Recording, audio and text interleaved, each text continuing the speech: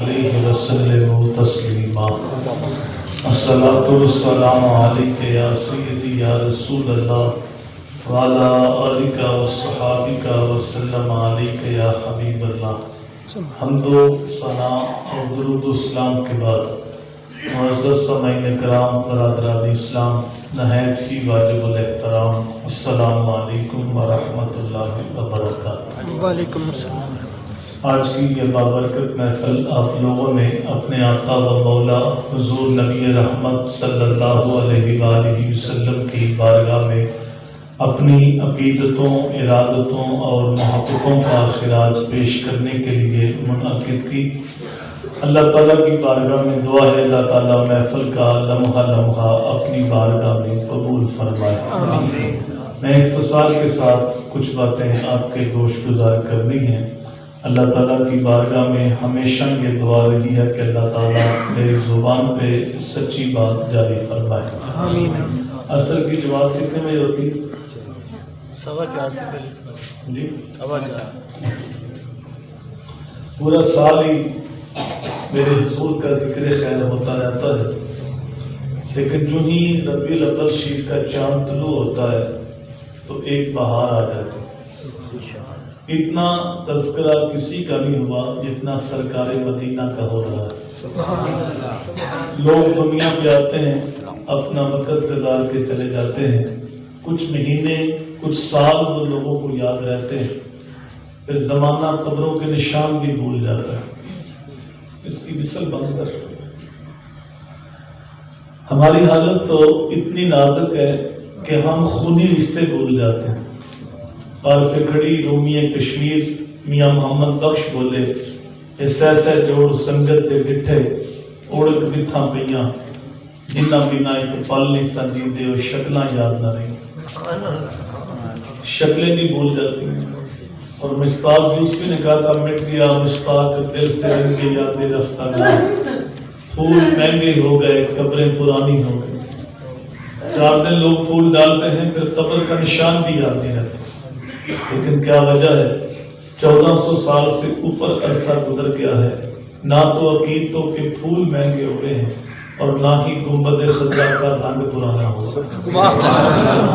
صدیوں قبل میرے حضور دنیا پہ تشریف لائے تھے، لیکن ماحول کی تازگی بتاتی ہے جیسے کوئی کل ہی گزر کے گیا۔ زمین سے آسمان تک، آسمان سے لامکان تک ہے، کہاں کھولے تھے گیسو یاد میں، خوشبو کہاں تک ہے۔ کائنات کا ذرہ ذرہ میرے حضور کے ذکر سے مہکتا ہے، اور اہل ایمان حضور کے ذکر سے اپنے دکھی دل کو تسکین دیتے ہیں۔ رشتے مختلف ہیں، بعض لوگ پوچھتے ہیں تو محفل میلاد کرتے ہو یہ کہاں لکھا ہوا ہے؟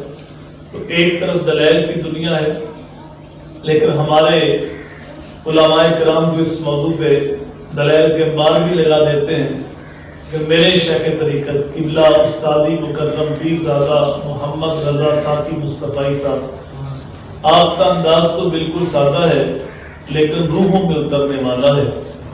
آپ بڑے دھیمے لہجے میں کہتے ہیں، کیا ذکر رسول کے لیے بھی کوئی دلیل چاہیے؟ کیا یہ ہو سکتا ہے کہ بات پھول کی چل رہی ہو اور بلبل کو ناگوار ملے؟ کیا یہ ممکن ہے کہ بات شمع کی ہو رہی ہو اور پروانہ کہے کہاں لکھا ہوا ہے؟ یا بات چاند کی چل رہی ہو اور قمری اس کی دلیلیں ڈھونڈے؟ فرماتے ہیں یہ بھی ممکن نہیں کہ بات سرکار مدینہ کی ہو رہی ہو اور امتی کہے کہاں لکھا ہوا ہے۔ امتی کے لیے تو اس سے بڑھ کے سرمایہ کوئی نہیں، کوئی حضور کی صورت کی بات کرتے، کوئی حضور کی سیرت کی بات کرتے۔ امتی کا چہرہ تو کھل اٹھتا ہے اور وہ کہتا ہے، میں خانہ سہارا دیتا ہے نہ جام سہارا دیتا ہے، ہم کو تو فقط کملی والے کا ایک نام سہارا دیتا ہے۔ اتنا میٹھا نام ہے، جب کسی کے لبوں پہ حضور کا نام آتا ہے تو لگتا ہے منہ میں شہد گھل گیا ہے۔ یہ انور مسعود صاحب یہ ہیں تو مداحیہ شاعر، لیکن جب حضور کی مدحت میں قلم اٹھاتے ہیں تو پھر کمال کر دیتے ہیں۔ ان کا نام لبوں پہ آئے، میٹھا میٹھا منہ ہو جائے۔ ان کا نام لبوں پہ آئے، میٹھا میٹھا منہ ہو جائے۔ ان کے بول بہاروں جیسے اور اصحاب ستاروں جیسے، ان سا پیارا اور نہ کوئی، ان سے بچھڑ کے لکڑی روئی، جب وہ سیر کو جایا کرتے سر پہ بادل سایہ کرتے۔ وہ شانوں کے مالک ہے، جب ان کا تذکرہ نور چھڑتا ہے تو ماحول میں خوشبو پھیل جاتی ہے۔ تو یہ عمل خلف سلف کے اندر بڑا محبوب رہا کہ وہ مل بیٹھ کے حضور کی آمد کے تذکرے کرتے اور اپنے دکھی دل کو تسکین دیتے۔ ان محافل سے ہماری تربیت ہوتی تھی، ان محافل سے ہم دین سیکھتے تھے، ان محافل سے اخلاقیات کا نور بڑھتا تھا، ان محافل سے عشق رسول کی سوغات ملتی تھی، ان محافل سے حضور کی سیرت پہ عمل کا جذبہ پیدا ہوتا تھا۔ لیکن کچھ اشروں سے یہ محافل وقتی ذوق نعروں تک اور دعووں تک محدود ہو کے رہ گئی، اور جو اصل روح ہے وہ نکلتی جا رہی ہے۔ آپ میری بات پہ اتفاق کریں گے کہ جتنا سچا سچا مسلک ہمارا ہے کسی اور کا نہیں، لیکن اگلی بات شاید ہم نے کبھی توجہ نہیں دی کہ ہم سچے ہونے کے باوجود دن بدن سمٹتے جا رہے ہیں اور باقی لوگ پھیلتے جا رہے ہیں۔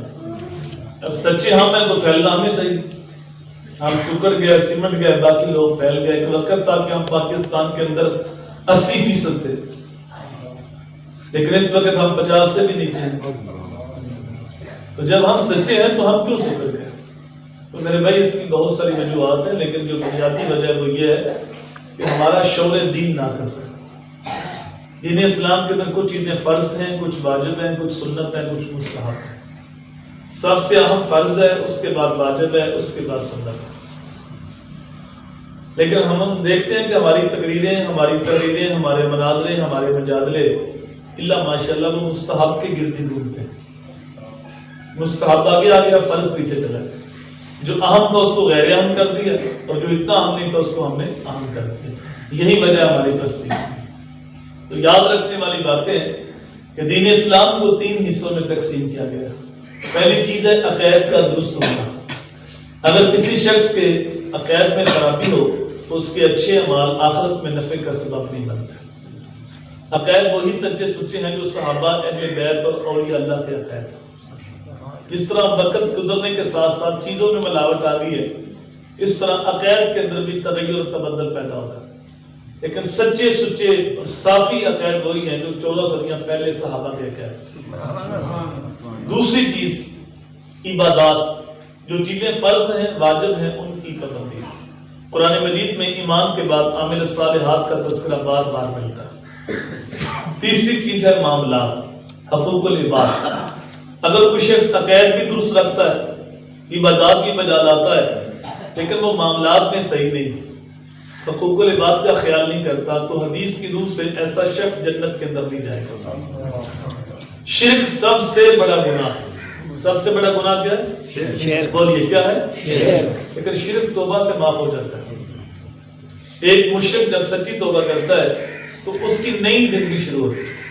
تو شرک سب سے بڑا گناہ ہونے کے باوجود توبہ سے معاف ہو جاتا ہے، لیکن کسی بندے کا مارا ہوا حق یہ توبہ سے بھی معاف نہیں ہوتا جب تک اس بندے سے معافی نہ مانگے۔ تو حقوق العباد کا مسئلہ جتنا حساس مسئلہ ہے، اتنے میں اس مسئلے سے غافل ہیں اور بے خبر ہیں۔ پھر یہ موضوع بڑا وسیع موضوع ہے۔ عامت المسلمین کے حقوق ہیں، ذمیوں کے حقوق ہیں، والدین کے حقوق ہیں، اولاد کے حقوق ہیں، میاں بیوی کے حقوق ہیں، لیکن جو مقدم حق ہے تو ذوی القربیٰ کا، اور پھر جو خونی رشتہ رکھتے ہیں ان کا حق ہے، اور خون کے رشتوں میں جو مقدم حق ہے وہ ماں باپ ہے۔ اللہ تعالیٰ نے قرآن مجید میں ایمان کے بعد عامل الصالحات کا تذکرہ کیا، اور پھر اپنی عبادت کے بعد والدین کے ساتھ اس نے سلوک کرنے کا تذکرہ۔ کئی فرمایا قضى ربك ألا تعبدوا إلا إياه وبالوالدين إحسانا۔ کئی فرمایا واعبدوا الله ولا تشركوا به شيئا وبالوالدين إحسانا۔ اللہ کی عبادت کرو، اس کے ساتھ کسی کو شریک نہ ٹھہراؤ، اور والدین کے ساتھ اس نے سلوک کرو۔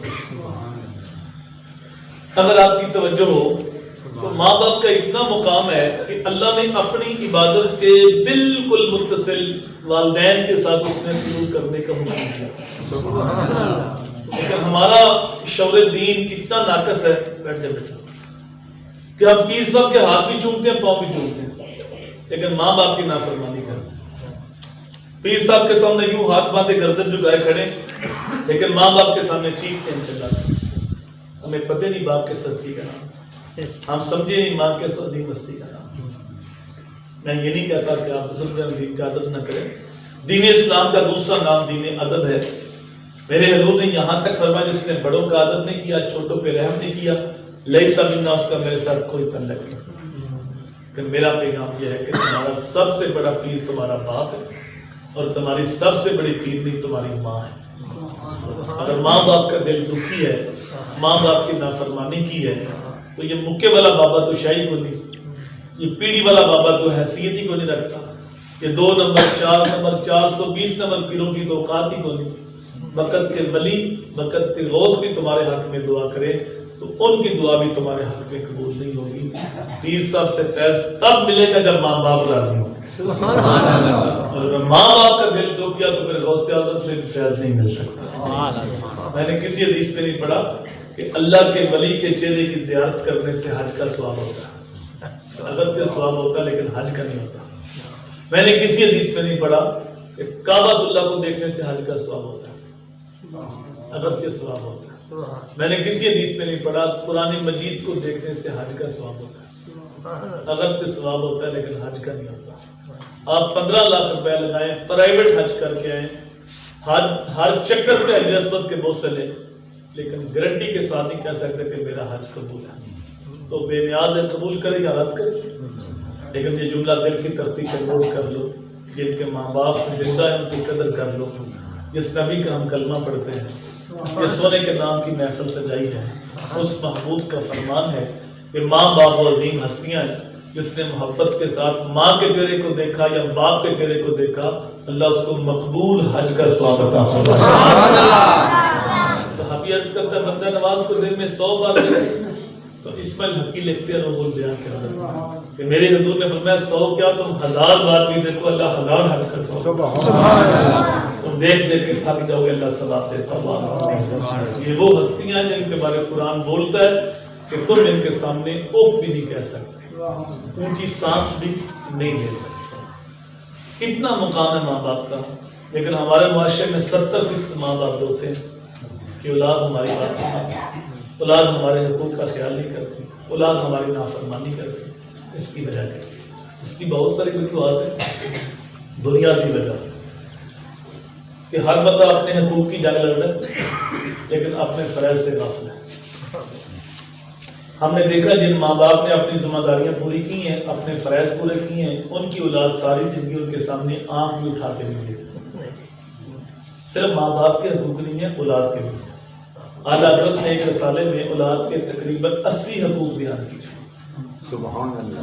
ماں باپ کے حقوق شروع ہوتے جب اولاد بالغ ہوتی ہے، مکلف ہوتی ہے، لیکن علماء نے کہا کہ اولاد کا ایک حق ان کے پیدا ہونے سے پہلے، اور وہ یہ کہ ان کے لیے اچھی ماں کا انتخاب کیا جائے۔ کہ ماں مائی راستی ہو تو بیٹا فرید بنتا ہے، ماں ام الخیر ہو تو بیٹا غوث اعظم بنتا ہے، اور جب ماں فاطمہ ہو تو بیٹا حسین بنتا ہے۔ سبحان اللہ۔ اس لیے میرے حضور نے فرمایا جب نکاح ہوتا ہے تو 4 چیزیں لوگ دیکھتے ہیں، یا عورت کا حسن دیکھتے ہیں، یا اس کی دولت دیکھتے ہیں، یا اس کا حسب و نسب برادری دیکھتے ہیں، یا اس کا دین دیکھتے ہیں۔ کہا میرے غلاموں تم نہ حسن دیکھو، نہ تم دولت دیکھو، نہ تم حسب و نسب دیکھو، تم صرف دینداری دیکھو کہ دیندار عورت کون ہے، اور کل میرے بچوں کی اچھی ماں کون ثابت ہو سکتی ہے۔ وہ ایک ماں ہی تھی جو اپنے پتر سے کہتے پتر نماز پڑھا کر، تو بچہ کہتا ہے کہ نماز پڑھنے سے کیا ملتا ہے؟ کہا پتر شکر کی پڑیا ملتی ہے۔ بچہ وضو کرنے جاتا ہے تو ماں شکر کی پڑیا لپیٹ کے مصلے کے نیچے رکھتے ہیں، نماز کے بعد مصلہ اٹھایا شکر مل گئی۔ اس وقت شکر ایسے تھی جس طرح آج کل چاکلیٹ ہے، بچے بڑی رغبت سے کھاتے تھے۔ اب جب بچے کو بن مانگے ہر روز 5 وقت شکر مل رہی ہوگی تو بچہ نماز کا عادی بن گیا۔ ایک دن ماں شکر رکھنا بھول گئی، کسی جگہ کام گئی تھی، آتے ہوئے دیر ہوگی۔ جب نماز کا وقت ہوا تو رب کی بارگاہ میں جوڑی کھڑا کیا، اس کی باری تعالیٰ میں نے بڑی محنت کے ساتھ بچے کے دل میں نماز کی محبت پیدا کی ہے، میری محنت کو ضائع نہ کرنا۔ آنکھوں میں آنسو لے کے تیز تیز قدم اٹھاتی، رب کی بارگاہ میں التجا کرتی، گھر پہنچی، دادا نے کہا بیٹا اٹھو نماز پڑھ لو. بچے نے کہا امی آپ گھر میں نہیں تھی, میں نے نماز پڑھ لی ہے, لیکن آج تو نماز کا سرور بھی الگ تھا, آج شکر کا ذائقہ بھی الگ تھا. ماں شکر رکھنا بھول گئی تو رب نے شکر عطا کر دی. یہی بچہ بڑا ہو کے بابا فرید کے شکر کرتا ہے. گود ماندی ہے دستگاہ پہلی, یہ تو زندگی کا نصب العین بنتا ہے. یہ تو داتا خواجہ فرید بن کے دکھی دلاں دے واسطے چین بنتا ہے. شرم و حیا دی ماں جے ہوے پیکر تے پتر بھی روسے سکلین بنتا ہے. سجدہ خاتون جنت دے ماں ہوے طاہر تے لال کی سکی حسین بنتا ہے. سبحان اللہ. پہلا حق ہے کہ ان کے لیے اچھی ماں کا انتخاب کیا جائے. اور بھی بہت سارے حقوق ہیں, وقت کے دامن میں اتنی گنجائش نہیں ہے. میرے حضور نے فرمایا 7 سال کا بچہ ہو تو اس کو نماز کی تلقین کرو. مروا اولادکم بالصلاۃ وهم ابناء السبع سنین واضربوهم علیہا وهم ابناء 10 سنین. 7 سال کے بچے کو نماز کی تلقین کرو, اور جب 10 سال کا ہو جب پھر بھی نماز نہیں پڑھتا, فرمایا پھر مار کے نماز پڑھتا. مجھے بتاؤ اگر ہم نے اس حدیث پر عمل کیا ہوتا تو آج ہماری مسجد نمازوں سے بری نہ ہوتی. آج سکول آباد ہیں, کالج آباد ہیں, یونیورسٹیاں آباد ہیں, مسجدیں بے آباد ہیں. کیوں؟ وہ ذمہ داری ماں باپ نے. ماں باپ نے کہا بیٹا اچھا پڑھ دو, ہمارے پاس ڈگری اچھی ہوگی, جاب اچھی ہوگی, پے اچھی ہوگی تو مستقبل اچھا ہوگا. اب بچوں کی دوڑ لگ گئی ایک دوسرے سے آگے بڑھنے کے لیے. ذرا ایک لمحے کے لیے سوچیے, جس مستقبل کی فکر ہم نے اپنی اولاد کو دی اس مستقبل کی عمر کتنی ہے؟ شیخ ساتھی بولے ایک سانس کا بھی نہیں پتا. وہ سانس اندر ہے اس نے پتہ نہیں باہر آنا ہے, اور جو باہر ہے اس نے پتہ نہیں اندر جانا ہے. اور ایک مستقبل وہ ہے جس کی فکر میرا رب دے گا. یا ایھا الذین آمنوا اتقوا اللہ ولتنظر نفس ما قدمت لغد. اے ایمان والو اللہ سے ڈر جاؤ اور ہر جان یہ سوچے کہ اس نے آنے والے کل قیامت کے لیے آگے کیا کرنا. یہ مستقبل اس کے ایک سانس کا نہیں پتا, اور جس مستقبل کی فکر رب دے رہا ہے اس کا ایک دن 50,000 سال کا. سوچے کہ ہم اپنی اولاد کو کس طرح لے جا رہے ہیں. جو ماں باپ یہ کہتے ہیں بیٹا اچھا پڑھ دو تمہارا مستقبل سمجھ جائے گا, تو یہ بھی کہہ سکتے ہیں بیٹا نمازی بن جاؤ تمہاری آخرت سمجھ جائے گی. جب ماں باپ ذمہ داری پوری نہیں کرتے تو پھر ساری زندگی اولاد کے دل میں فرض کی محبت پیدا نہیں ہوتی. اس کی 20 مثالیں میں آپ کو دے سکتا ہوں, لیکن 1-2 مثالیں لے لیں. سال کے بعد محفل میلاد ہوتی ہے, عشاء کے بعد محفل ہوگی تو ہماری کوشش ہوتی ہے کہ شاہ کی نماز ہو جائے بعد میں جائیں. عشاء وقت ایک ساتھ ہوگی, گھنٹے بعد مسجد بن جائیں گے, لوگ آئیں گے, محفل کے اندر نعرے ماریں گے, اور محفل اتنی لمبی ہوگی رات کے 2 بج جائیں گے, 1 بج جائے گا. صبح پکے نمازی بھی گئے ہو, نام نے عشاء پڑھی, نام نے فجر پڑھی, اور درمیان میں ہم گھومتے رہے, نعرے مارتے. اور میرے حضور فرماتے ہیں جس نے عشاء کی نماز جماعت کے ساتھ پڑھی اس نے آدھی رات قیام کیا, اور جس نے ساتھ فجر بھی جماعت کے ساتھ پڑھی اس نے پوری رات قیام کیا. سبحان اللہ. 2 نمازیں جماعت کے ساتھ پڑھ لو, ساری رات آرام سے سوئے رہو, پوری رات عبادت کا ثواب ہوگا. لیکن ہم اس قسم کے عاشق ہیں کہ 12 ربیع الاول میں بھی نا جلوس لے کے مسجد کے پاس سے گزر جائے اور نعرے مار دیتے غلامی رسول میں موت بھی قبول ہے. اندر زور کی جماعت ہو رہی, اس سے موت قبول ہے لیکن نماز قبول نہیں. ہم شب برات کو بھی مسجد میں گئے, شب قدر کو بھی گئے, لیکن عشاء کی نماز کے بعد گئے. عشاء وقت 1.5 صف تھی, پھر توبہ بھی کی, آنسو بہائے, نفل پڑھے, چلے گئے, اور فجر وقت پھر 1 صف تھی.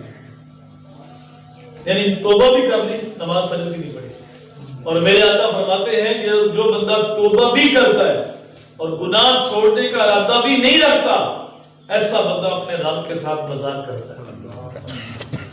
اگر ہم ساری رات نہ بھی جاگتے تو ثواب مل سکتا تھا. کیسے؟ میرے آقا نے فرمایا جس نے عشاء کی نماز جماعت کے ساتھ پڑھی اس نے آدھی رات قیام کیا, اور جس کے ساتھ فجر بھی جماعت کے ساتھ پڑھی اس نے پوری رات قیام کیا. سبحان اللہ. 2 نمازیں جماعت کے ساتھ پڑھ لو, ساری رات آرام سے سوئے رہو, پوری رات عبادت کا ثواب. لیکن ہم خود نہیں پڑھتے اور نہ ہم اولاد کو نماز کا عادی بناتے ہیں.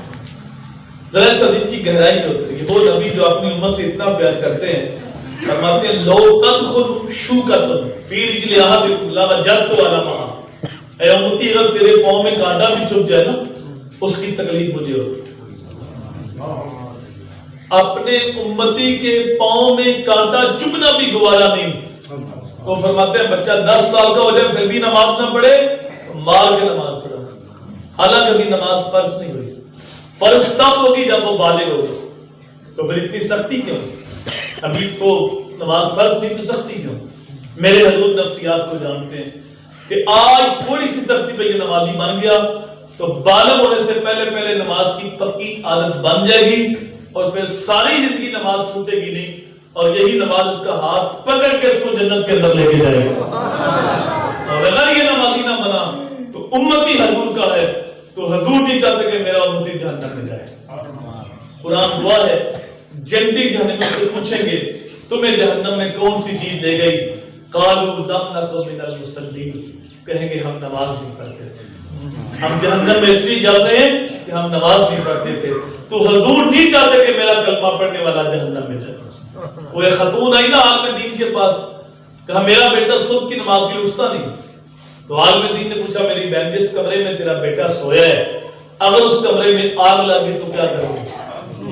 کہا پھر بیٹے کو بچاؤں گی, چاہے کھینچ کے بعد لاؤں, پانی چھڑکوں, سختی سے ٹھاؤں, آگ سے تو بچانا ہے. تو عالم دین رو پڑے, کہا میری بہن اس آگ سے بچانے کے لیے اتنی کوشش کرتی ہو تو جہنم کی آگ تو اس آگ سے 70 گنا تیز ہے. رب کا قرآن بولتا ہے یا ایھا الذین آمنوا قوا انفسکم واہلیکم نارا. اے ایمان والو اپنے آپ کو اور اپنے گھر والوں کو جہنم کی آگ سے بچا لو. تو جب اس آگ سے بچانے کے لیے کوشش کرتی ہو تو پھر تمہیں جہنم کی آگ سے بچانے کے لیے بھی کوشش کرنا ہوگی. ہماری ذمہ داری ہے اپنے بچوں کو بالغ ہونے سے پہلے پہلے نماز کا پکا عادی بنانا. آخری حدیث میرے حضور نے ہر امتی کو پیغام دیا ادبوا اولادکم علی ثلاث خصال حب نبیکم وحب اہل بیتہ وتلاوۃ القرآن. میرا ہر امتی اپنی اولاد کو 3 چیزیں لازمی سکھائے. سب سے پہلے فرمایا حب نبیکم, اپنی اولاد کو اپنے نبی کی محبت سکھاؤ. نبی کی محبت سینے میں ہوگی تو ایمان محفوظ رہے گا. وحب اہل بیتہ, دوسرا فرمایا نبی کے گھر والوں کی محبت سکھاؤ. اور امام شافعی نے قلم توڑ دی, کہا نبی کے گھر والوں, نبی کی اہل بیت تمہاری محبت ہمارے اوپر کیوں لازم نہ ہو؟ ہماری تو اتنی دیر تک نماز نہیں ہوتی جب تک آپ پہ درود نہیں پڑھ لیتے. اللہم صلی اللہ محمد والا آل محمد جب تک نہ کہو نماز مکمل نہیں ہوتی. اور تیسرا فرمایا اپنی اولاد کو قرآن کی تعلیم دو. ہوا یہ میرے بھائی, ہم دنیاوی تعلیم کے لیے اتنے حریص ہیں, لاکھوں روپے خرچ کرتے ہیں, بیرون ملک سے تعلیم دلواتے ہیں, لیکن دین کی تعلیم مفت ملے, ہمارے گھر میں ملے, محلے میں ملے, ہم لینے کے لیے تیار نہیں ہوتے. نتیجہ کیا نکلا؟ بیٹا ڈگری ہولڈر بن گیا, پی ایچ ڈی کر لی, ایم فل کر لیا, لیکن اس کے باپ نے دین نہیں دیا. اب باپ کی میت پڑی ہے, غسل دینے کا طریقہ بھی نہیں آتا. باپ فوت ہو گیا تو غسل ڈھونڈتا پھرتا ہے. آج سے کھڑی رومیہ کشمیر میاں محمد بخش بولے اور جاندی واری ڈرونا بنیوں تے ہاتھ نہیں لاندے ڈر دے اور جنہ نہیں تو پاپ کمائے سن 10 کتنے نے تیرے کر دے. غسل دینے کے لیے بھی تیار نہیں. صاحبو میں یہ نہیں کہتا کہ اپنے بچوں کو دنیاوی تعلیم سے راستہ نہ کرو. علم مومن کا گمشدہ خزانہ ہے, جہاں سے ملے حاصل کرو. اپنے بچوں کو ڈاکٹر بناؤ, انجینئر بناؤ, پروفیسر بناؤ, سائنسدان بناؤ, وقت کی ضرورت ہے. لیکن میرا پیغام یہ ہے کہ اپنے بچوں کو سب سے پہلے حضور کا غلام بناؤ, سب سے پہلے عاشق رسول بناؤ, سب سے پہلے اچھا انسان بناؤ, سب سے پہلے اچھا مسلمان بناؤ, سب سے پہلے حضور کا وفادار بناؤ, سب سے پہلے قرآن کا نوکر بناؤ. اگر تم نے ذمہ داری پوری نہ کی ان کے دل کی تختی خالی. پھر جب کالج میں جائیں گے تو وہ رنگ قبول کر لیں, اور وہ رنگ کیا ہے؟ سال کے بعد ایک دن مدر ڈے, ایک دن فادر ڈے, ایک دن ٹیچر ڈے, ایک دن ویلنٹائن ڈے. پھر اس رنگ میں رکھے جائیں گے. پھر اس میں پچھتاوا کہ اولاد ہماری بات نہیں مانتی, حقوق کا خیال نہیں کرتی. لیکن اگر تم نے ذمہ داری پوری کر دی, وہ فرائض عقائد نظریات اور اعمال اخلاقیات جن کا جاننا لازم ہے, جو فرض علوم ہے وہ ان کو سکھا دیے. کالج جانے سے پہلے پہلے محمدی رنگ ان کے اوپر چھا گیا, مصطفی رنگ میں رنگے گئے, تو پھر وہاں جا کے وہ رنگ قبول نہیں کریں گے, اپنا رنگ وہاں چھوڑ کے آئیں گے. کیونکہ کچا رنگ للاری والا چڑھتا رہندا تے پکا رنگ میرے آقا والا چڑھ جائے پھر نہیں لیتا ہے تو اپنی اولاد کو حضور کا وفادار بناؤ کی محمد سے وفا تو نے اب ہم تیرے ہیں یہ جہاں چیز ہے کیا لوح و قلم تیرے ہیں اللہ کی بارگاہ میں دعا ہے کہے سنے جملے مالک اپنی بارگاہ میں قبول فرمائے اور ہم سب کو اور ہماری آنے والی نسلوں کو بھی حضور کا وفادار بنائے اللہم صلی اللہ علیہ وسلم اللهم إني أسألك العفو والعافية والمعافاة الدائمة في الدين والدنيا والآخرة مالک کے ہاتھ پھیلی ہوئی جوڑیاں رحمات سے بھر دے آنے والوں کو بے پناہ رکھنے مولا کریم جینا شان سے مرنا ایمان سے تھا جنہوں نے محفل کا انعقاد کیا دعوت دی تشہیر کی مالی معاملت کی سب کو رزق حلال رزق وسیع رزق سہل رزق کشادہ تھا اے اللہ جیے تو شان سے مرے تو ایمان سے صلی اللہ